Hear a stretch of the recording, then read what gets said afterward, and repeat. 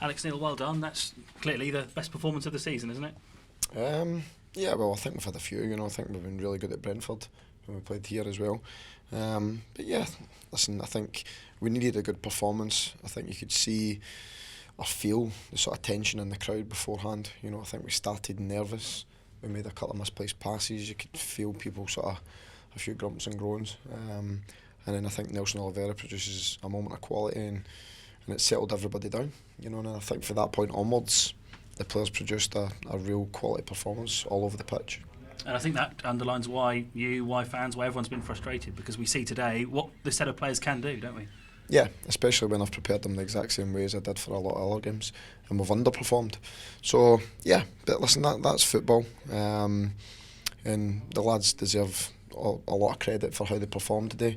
But like I said to them afterwards, it's a case of now we've got to maintain the levels. That can't be a one-off. Do you know what I mean? Because that's the difference between a top team and an average team, basically, is being able to produce that type of performance on an odd occasion rather than being the norm, and that should be the norm for us. You talk about a moment of magic from Nelson Oliveira. He's been doing that a lot recently. He has a wonderful habit of making goals out of not very much, doesn't he?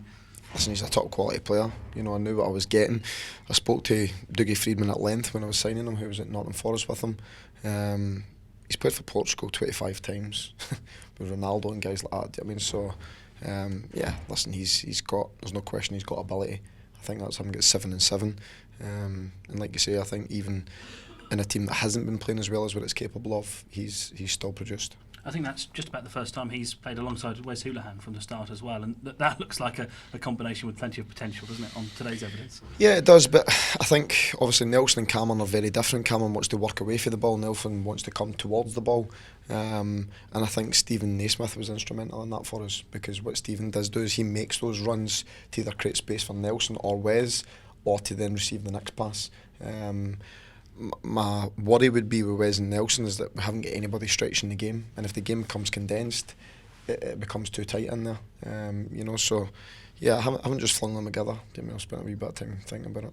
Yeah, it was a really much needed win for you as well today, because we've talked a lot about the pressure. How much do you feel you needed a performance and a win just to ease that on your own position? Yeah, but listen, my position will take care of itself. I know what I do day in, day out. I know how hard I work. I know how much it means to me. So does my staff. So, listen, I'll continue to do what I do all the time, and the fact is, if the players perform like they did today, then we'll all be fine. And John Ruddy, I mentioned for him, because of course the attacking players will take the plaudits, yeah.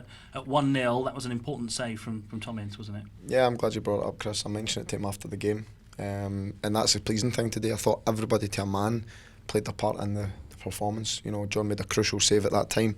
I thought Martin Olsen dealt with Tom Ince really, really well. So yeah, I just think that to a man across the pitch, they got the better of their opposite number, and when we do that, we can beat anyone. I've seen some quotes from Steve McLaren talking about the sending off being the turning point. I mean, what was your view on that? Were you surprised when the red card came out? I don't think too many of the fans were. I don't think I was that surprised. You could see with the reaction of the fans, you could see the reaction of the players. The fact that he doesn't make any contact with the ball and goes diving in at pace. I think he left the ground as well with 2 feet. You're always going to run the risk, and if we want to talk about harsh red cards and ones that don't get overturned, look at Robbie Brady's and the last game we played, and he's now going to serve a 3-match suspension for a 50-50 tackle. So I don't think they can have much complaints about that. And just finally, it's January, so that the transfer window questions can start again. I assume that the work on that starts straight away? The work's started in the summer. But the fact is, for this club, in the position we find ourselves, having come down for the Premier League, we will need to move players out before we sign players. It's continually been the case. It's been said on numerous occasions, although some people might act as if it's the first time they've heard it. It's not. That is the case of where we are, so that's where we will remain. And it's important, you would think, to get that message out there for the fans at the start of the month. It's already been said, but the point I'm making is, sometimes people respond as if, they've sprung it upon us. It's not been sprung upon anybody. I've said it, Jez has said it, we've done it at the meeting for everyone in relation to where the club is financially. Do you know what I mean? So the ramifications of coming down for the Premier League are always going to be that. Thanks, Alex. Thank you. Thank you.